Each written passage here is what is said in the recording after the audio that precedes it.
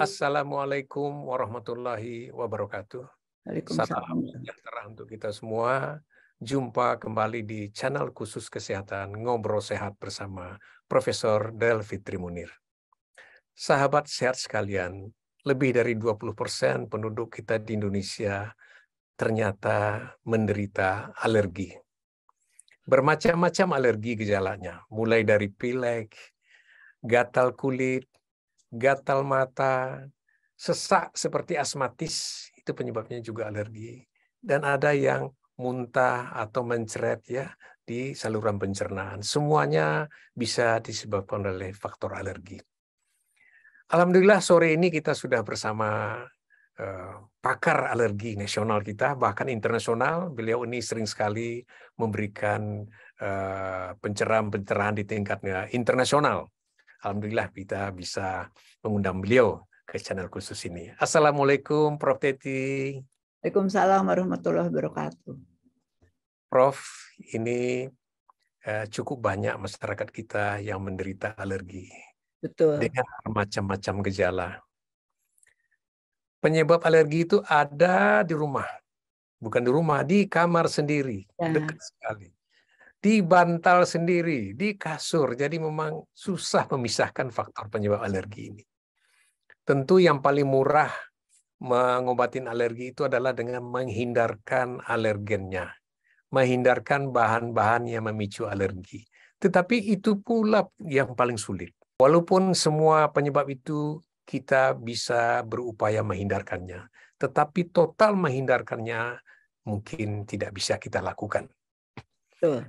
Yang paling banyak itu adalah debu rumah, dan di dalam debu itu ada kutunya yang selalu hidup, akan selalu hidup bersama kita.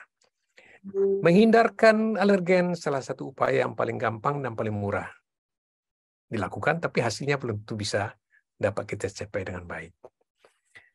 Nah, di dalam dunia kedokteran ada penunggalangan alergi yang paling mutakhir dan sebetulnya sudah lama ya. Tetapi inilah tindakan yang bisa mengobatin atau menekan gejala alergi yang muncul, itu dengan tindakan imunoterapi. Kita tahu bahwa imunoterapi ini menggunakan bahan alergen tertentu, dengan dosis tertentu, dengan cara tertentu. Oleh sebab itu, memang tidak semua dokter bisa melakukannya. Tentu dokter-dokter yang punya kompetensi untuk ini untuk melakukannya. Hari ini Prof. Teti kita ajak berbicara bagaimana kita melakukan imunoterapi dan bagaimana hasilnya. Silakan Prof. Apa itu imunoterapi, Prof? Imunoterapi yaitu yang disebut desensitasi ya.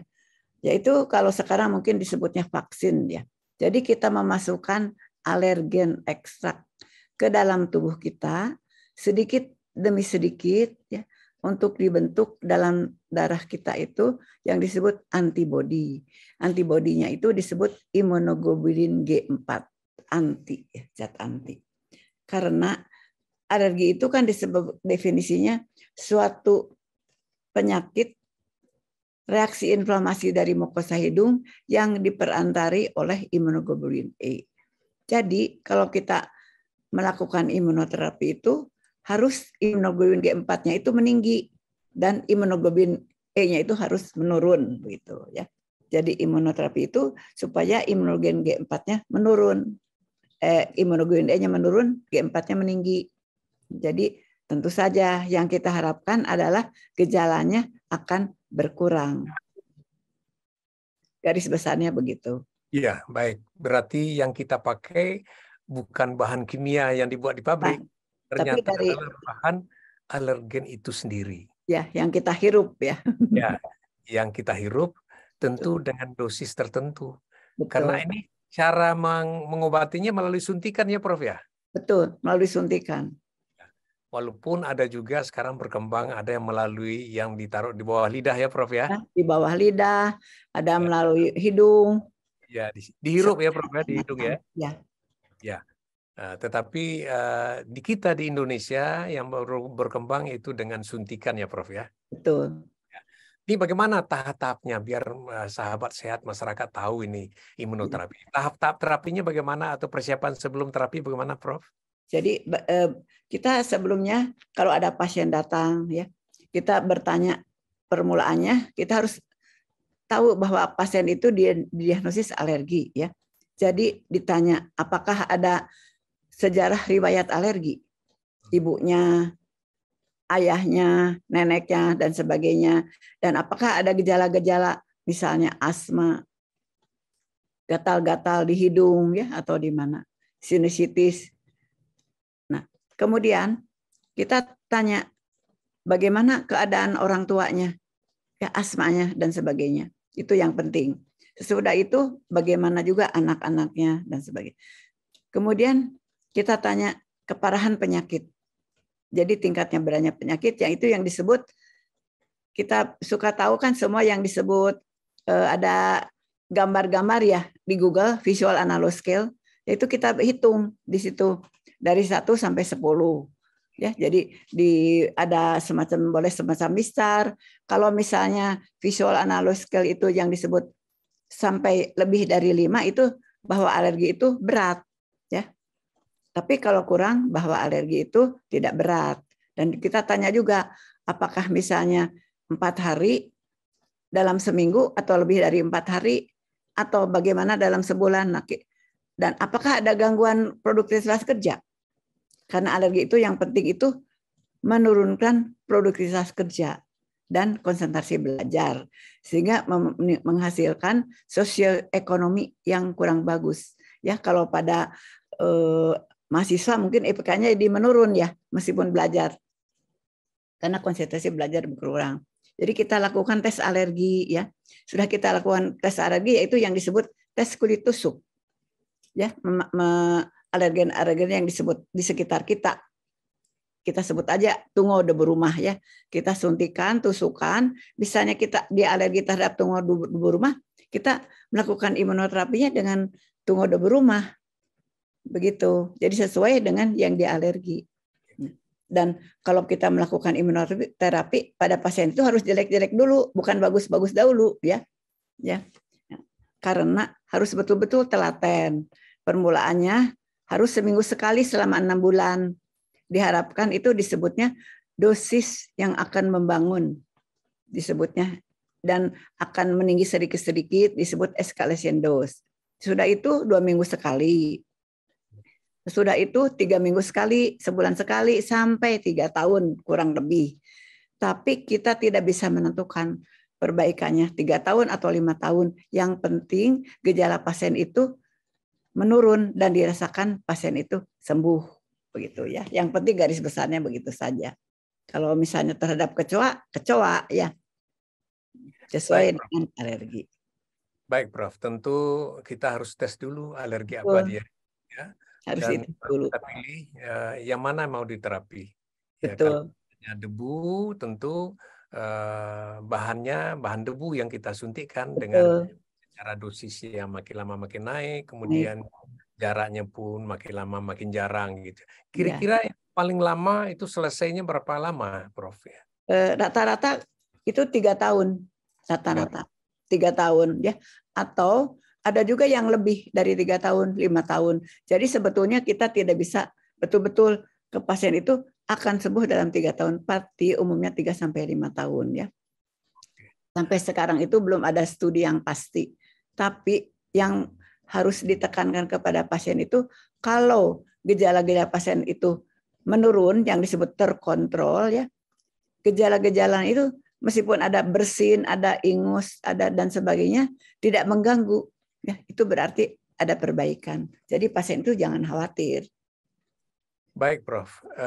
Tadi kita ceritakan mengenai alergen imunoterapi untuk yang terhirup. Tentu betul. Kalau yang terhirup ini dampaknya langsung tentu pada hidung ya, rinitis alergi, dan kepada paru-paru ya, asmatik ya, gitu ya. Semuanya. Kalau kita suntikkan misalnya debu gitu ya. Ada juga kecoa gitu ya. Kita suntikkan debu, apakah dampaknya kepada alergi kecoa ini ada berdampak enggak? Ada berkurang juga enggak dampaknya? Berkurang. Jadi ada beberapa penelitian bahwa jadi alergi misalnya kan kita tes 16 macam. Wah, kan kita tidak mungkin ya menyuntikkan semuanya 16 kalau orangnya itu alerginya banyak, tidak mungkin.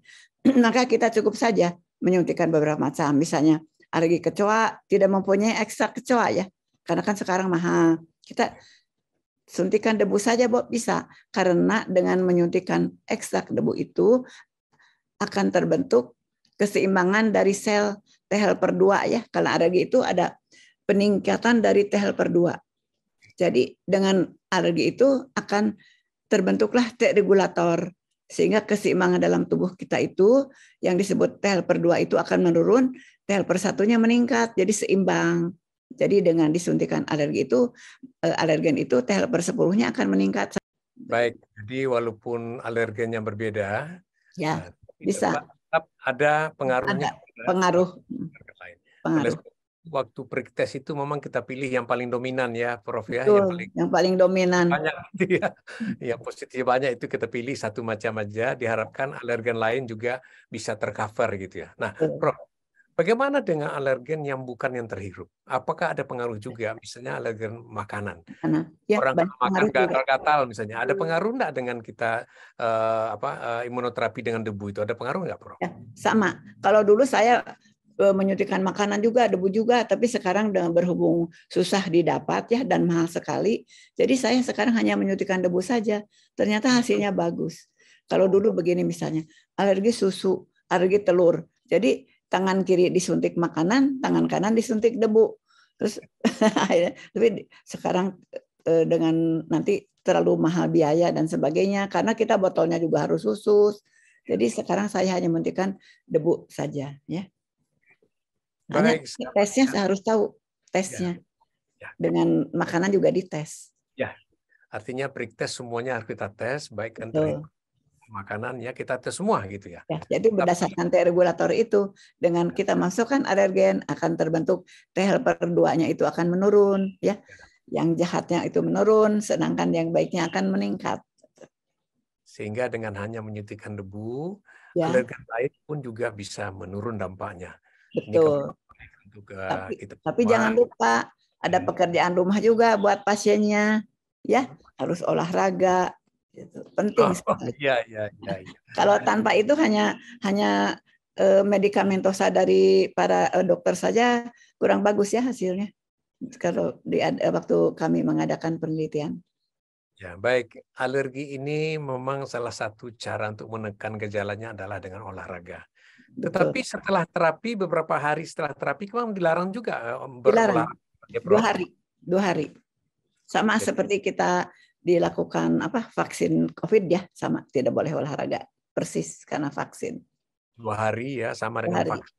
Ya. Jangan berolahraga berat kali ya. Kalau jalan kaki aja nggak apa-apa ya, Prof ya? Boleh. Jalan kaki ringan. Enggak, stretching. Yang boleh stretching. Oh, stretching aja ya.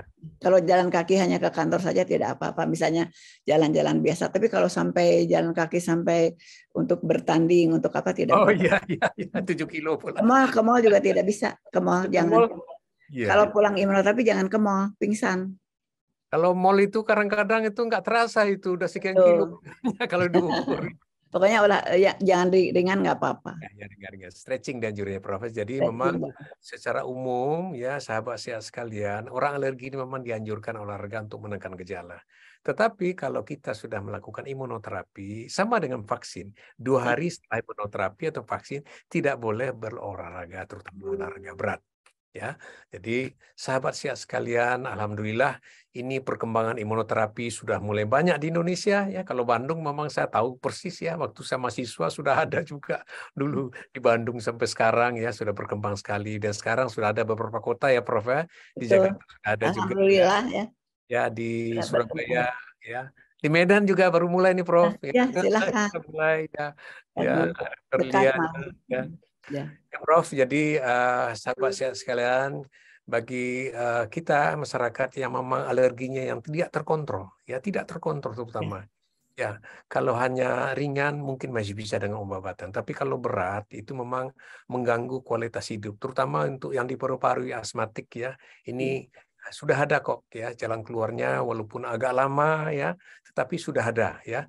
Walaupun ini sebetulnya imunoterapi sudah lama sekali di dunia, Lama.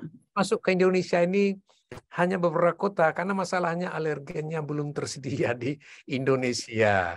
Jadi ini dengan bermacam cara lah kita ya Prof ya mendapatkan Ya. alergen dari luar itu, Segala sehingga usaha. hanya beberapa kota saja yang sudah bisa melakukan ya imunoterapi.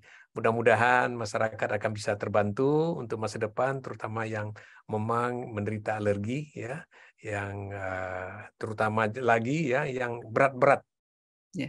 Apakah itu kulit, ya saluran pencernaan, atau asmatik sih gitu, atau alergi hidung yang berat, mungkin imunoterapi bisa kita pakai.